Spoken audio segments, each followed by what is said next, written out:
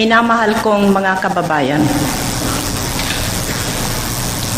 In March 1973, 6 months after the declaration of martial law, Ninoy Aquino was taken blindfolded from Fort Bonifacio and brought to a place he did not know.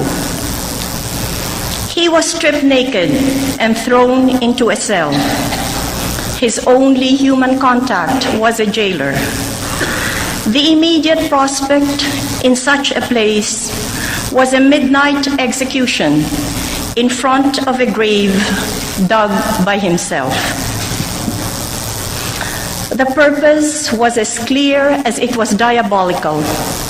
It was not to kill him yet, but to break him first, and with him, break the compelling proof that men can stand up to a dictatorship. He came close to giving up, he told me.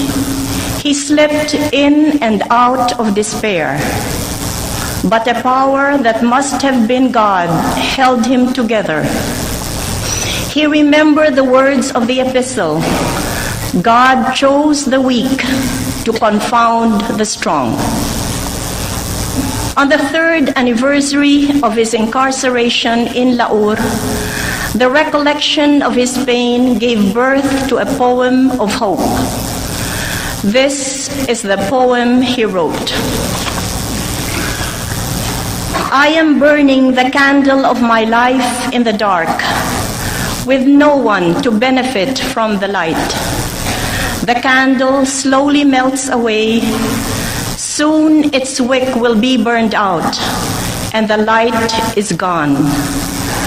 If someone will only gather the melted wax, reshape it, give it a new wick, for another fleeting moment, my candle can once again light the dark, be of service one more time, and then goodbye. This is the anguish of good men, that the good they do will come to nothing, that pains suffered in obscurity or sacrifices made away from the sight of men amount to the same and mock the man or woman who bears them. Mr. Senate President, Mr. Speaker, members of the Congress, distinguished guests, my countrymen, that is not true. None of the good that we do is ever lost. Not even the light in an empty room is wasted.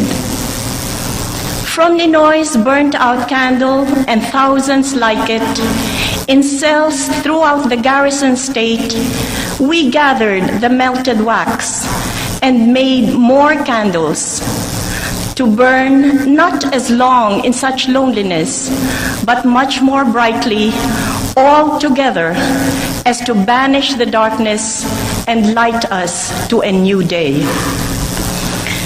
You might ask, when will the President stop invoking Ninoy's name?